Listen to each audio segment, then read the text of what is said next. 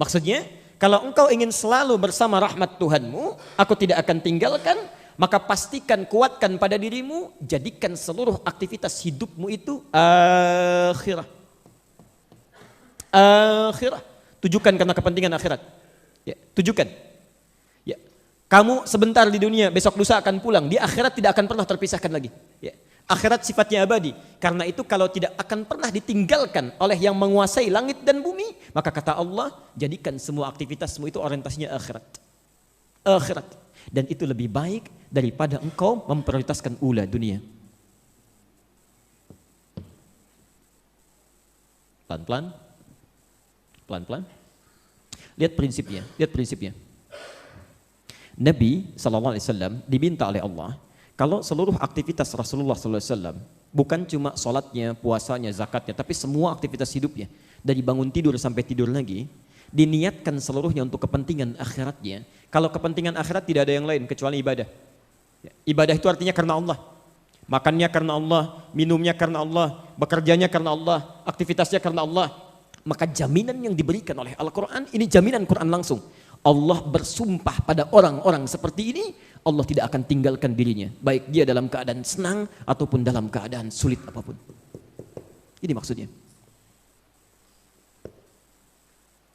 Kadang-kadang orang kalau terlampau senang itu bisa lupa dengan Allah. Ya. Demikian orang yang terlalu, pesimis dengan ujian, ya diuji dengan berat, kurang sabar juga bisa lupa dengan Allah. Ya. Ada orang-orang yang saat senang bahkan sulitnya tidak pernah ditinggalkan oleh Allah. Ya.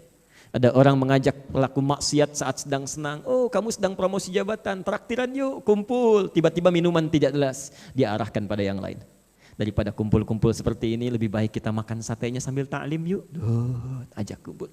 Karena dijaga ya, keadaan senang ataupun sulit. Nah, Anda bayangkan, ini poinnya.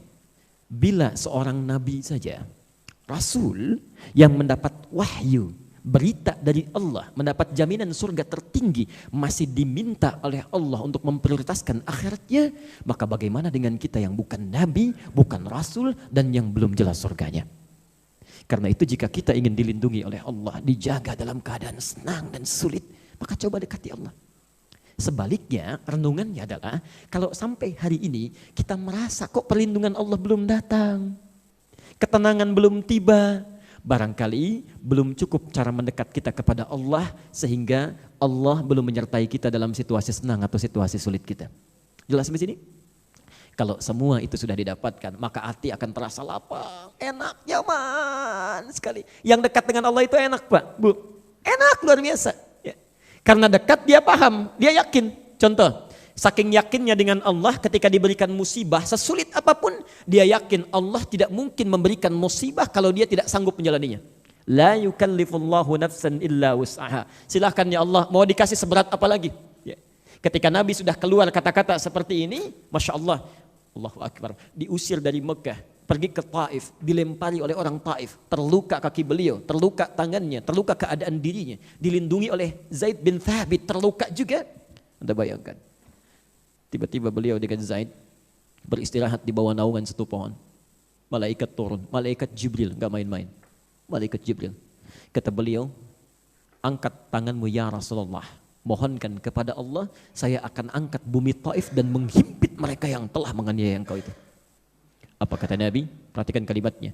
La ya Jibril fa innahum qaumun la ya'lamun. Tolong jangan lakukan wahai Jibril karena mereka belum tahu saja. Kebanyakan ahli sirah hanya berhenti sampai di sini menyampaikannya, tapi kalimatnya belum selesai.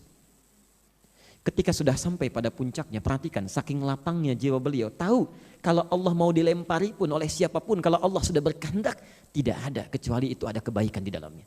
Tidak ada apapun kecuali ada kebaikan. Lihat kalimatnya. Ilahi, ilahi, ya Allah, kata Nabi. Perhatikan, ya Allah, ila man takilluni. Saya ridha kepada siapa lagi engkau akan titipkan saya. Jadi di Mekah diusir, berjalan ke Taif juga dilempari, kata Nabi, kemana lagi tempat yang harus saya tuju? Ya, kemana lagi tempat yang harus saya tuju? Kepada siapa saya engkau akan titipkan? Ya, a'ila ba'idin yu'limuni, apakah kepada tempat yang masih jauh dan mereka akan menyiksa saya di sana? Ya. Am ila qaribin yu'dhini, Atau tempat yang dekat yang dengan itu mereka akan menyiksa saya. Yang jauh menyakiti saya atau yang dekat menyiksa saya. Fa'ana radin, saya ridha, ya Allah, saya ridha. Asalkan engkau tidak murka kepada saya. Asalkan engkau tidak murka kepada saya. Yang penting engkau enggak marah. Mau disiksa silahkan. Mau dianiaya silahkan. Asal engkau tidak marah kepada saya. Lihat rahmatnya Nabi ini. Lihat rahmatnya. La haula wa la quwata illa bi Rabbi. Tidak ada satu daya upaya kecuali kalau Rabb saya sudah berkehendak. Kenapa kalimat ini bisa keluar? Karena setelah surah Ad-Duha turun satu ayat, satu surah langsung yang meneguhkan keadaan jiwa beliau. Alam nashrah laka sadra. Disebut dengan al-insyirah, keadaan hati yang sangat lapang. Karena orang sudah dekat dengan Rabbnya, tidak ditinggalkan oleh Allah, maka keadaan jiwanya akan lapang. Apapun dia akan terima. Mau sulit, alhamdulillah. Sedang syukur, alhamdulillah. Karena hakikatnya semua ujian dan titipan. Maka turun ayat, alam nashrah laka sadrak. Bukankah kami sudah lapangkan keadaan jiwamu? Ya, Masya Allah.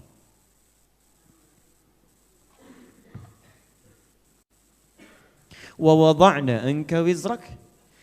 Dan dengan kelapangan jiwa ini, semua beban seberat apapun akan kami angkat. Alladzi anqadha dhahrak, yang memberatkan pundakmu. Anda pernah ngangkat barbel? Ya, kalau disimpan di sini berat kan ya? Nah, itu yang disebut dengan anqadha dhahrak. Jadi ada beban di sini, di belakang punggung, berat. Itu bahasa kiasan indah sekali. Bahasa Qur'annya, seberat apapun yang dibawa, beban kehidupan, kalau hati kita sudah lapang dengan Allah, maka Allah yang angkat itu semua. Lapang keterimanya. Enak. Seperti tadi. Seperti tadi. Dan kalau sudah seperti itu, warafa'na laka dzikrak, maka engkau akan diangkat dimanapun. Kalau Allah sudah mengangkat, maka penduduk langit dan bumi akan mengangkatnya. Akan mengangkatnya. Masya Allah. Baik, pelan-pelan. Yang maksud yang ingin saya sampaikan, selain Anda pelajari surah Ad-Duha dengan Al-Insyirah ini, karena itu urutan Al-Insyirah langsung terletak setelah Ad-Duha. Pesan saya, kalau Anda membacanya dalam sholat, maka jangan pisahkan keduanya. Ya, nggak pakai, nggak usah. Ya. Baik. Karena dia datang dengan berurutan. Ya. Kalau ingin terpisah nggak apa-apa, tidak salah. Tapi sebaiknya disatukan. Karena itu pasangan yang datang berurutan yang saling melengkapi dari sisi maknanya.